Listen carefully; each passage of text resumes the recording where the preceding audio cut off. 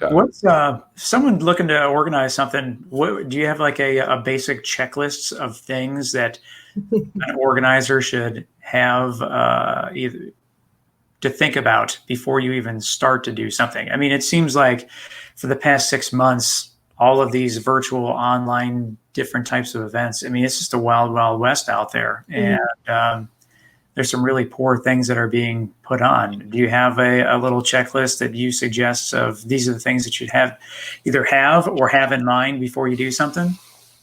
Yeah, so we do have checklists as far as like what to do first. Here's what to do, how many months or whatever out, things like that. Those are basic checklists. I can give you one during a consultation, or you can look these things up online.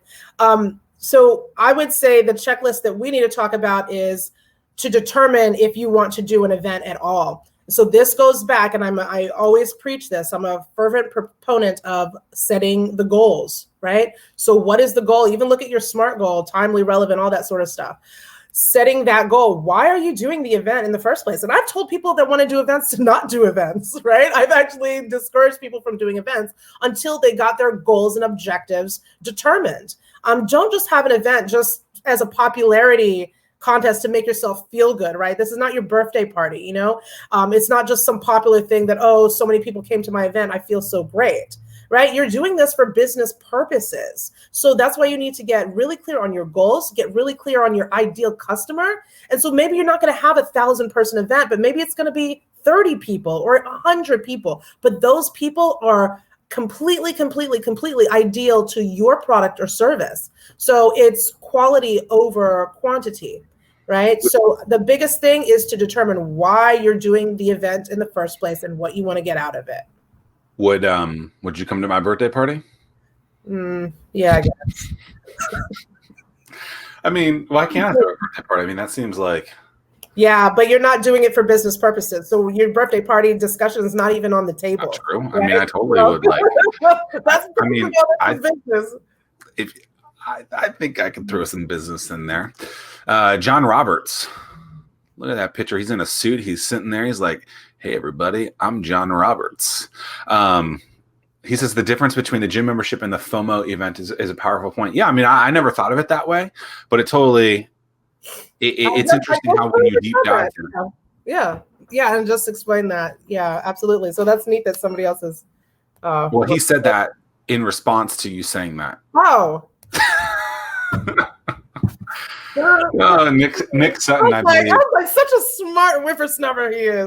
I believe Nick Sutton is the one who says this, but Nick Sutton says Zack throws a birthday party and tries to charge people $5. You damn right would. Totally would, Nick. Absolutely. Yeah. And then Mark Bowers, big fan of the show, says minimal ticket price is definitely a mind shift to consider for PDC HR, which is an organization that he started, 18 months ago. I spoke at one of the events, great event. Probably free most months with about 30% show up rate from registrants, which is interesting because if he was to charge a little bit, sounds like it's something that he would see an uptick in the 30% show up rate. So, I mean, I think there's you typically, when you pay for something, you show up to that thing. It just needs to be the thing. And then you have to look at your people, like who are the attendees there? So it's not always necessary to charge. But if you have people that, they're on the fence about your thing, then sure, go ahead and do that. But show them the value. That's the number one thing. It can't just be,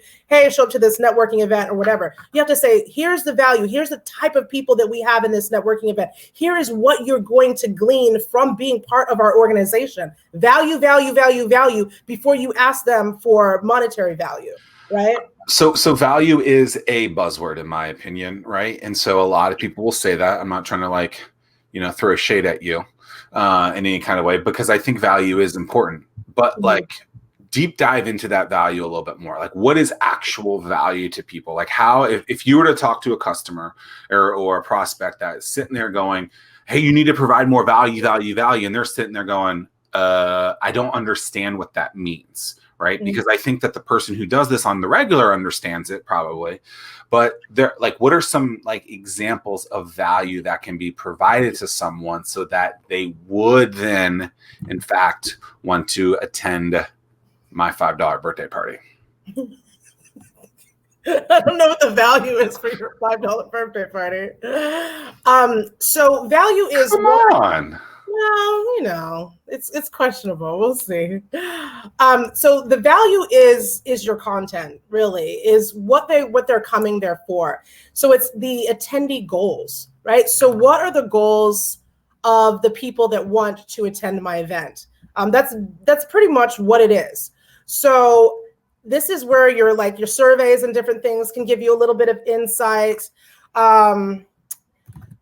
to figure out what your attendees truly do want. Value can be, you getting them. So say if networking is a big thing for them. So if you're doing your virtual event, having a networking room, different things like that. There's also ways you can pair certain, say, job titles with other job titles. So if you have this aeronautics group and the CEOs of the aerial industry or whatever want to be networked with the people that fuel and different things like that, you would put this person, so you can tag them and say, these are the CEOs, these are the suppliers and different things like that, and be able to match them. So it's kind of like a dating game. So that value for me is being able to meet someone that can show me how to lessen my fuel costs or how to be better with my crew or whatever that is that I need in order to do my job better. So if you have a conference or a learning event or continuing education with that in mind, where I can meet those people that will make my job easier or who I can partner with, that to me is valuable. And yes, I will pay for an event like that. So it's figuring out what that ideal customer finds valuable, right? And so we need to talk to the customers to figure that out. There's not just one blatant statement of this is value, this is value. It goes on a case-by-case basis. It's going to change with different events, different industries, different levels, things like that. So talk to your clients, survey them, do some fun polls. Do you have a Facebook group that you can do polling in there? Ask them, ask, and then deliver. Yeah, I thought that one thing that was recently put on was, and Zack participated in it, which was really, really clever that they did was, so it was a virtual running event that you're to run 75 miles. Is that what it was, Zack? 75 miles. So it was a 757 race put on by so JNA, which typically puts on the Shamrock races and the Harbor Lights and other things like that. But they had sent a package out to everybody that's on the package. It said, do not open until. And so that was, if I still had the bag. I think I threw it away, but I thought it was unique. Yeah. And it was just to keep everybody engaged and encourage them to participate, to get their miles in. And then as a celebratory thing. So that's on the packaging. It's kind of hard to see. Mm-hmm. But there was an extra little sticker that said, do not open until you basically hit 75.7 miles, which was the whole goal of the thing. So a 10-cent sticker, I mean, maybe no one else saw it like that, but I thought it was unique and different. But well, it's almost like it makes it like a Pandora's box, and it encourages you to I didn't open it until I did it. Yeah. But that's an interesting way. I think that's a great idea. So running events because of COVID are closed, right? And, they would get 20, 30, 40,000 people at some of these events. And, from a revenue perspective, I'm sure it hit home, right? I'm sure it's been difficult for, event companies like that from a fitness perspective. And so, with the new name of the region, the 757, that was a call. Yeah, I'm sure it is. It's like the 757. They said, oh, if you could run 75.7 miles in the month, for $30, we'll give you a T-shirt. And then there's some other extra value things in there from sponsors. So there was a trial of some sort of drink. I think there was a free drink from Baker's Crust or their fries, which are tavern chips, and a couple other things as well from a value perspective. 10% off a pair of shoes if you buy it at a certain time, if you can complete it. So all these little things that just add up to, number one, get people out of the rut of thinking about, COVID probably, right? Number two is brand awareness, right? Number 3, they made a little bit of money out of it. And then they figured out a hashtag around it. I can't remember. Maybe it was 757 challenge. And some people would promote it and post about it as well. And so they were doing a lot of this stuff. And I think it was interesting, right? I think it's the first time they've done a virtual event. And maybe they'll do more. I mean, I commend them for it. You know, they weren't sitting back just saying, when can we do these things again? They were trying to be creative, figure out ways to do that. And I think that's what so many people are, you know, they're waiting for normal to come back. And it's like, guys, we're 7 years down the line. Like, normal is coming back.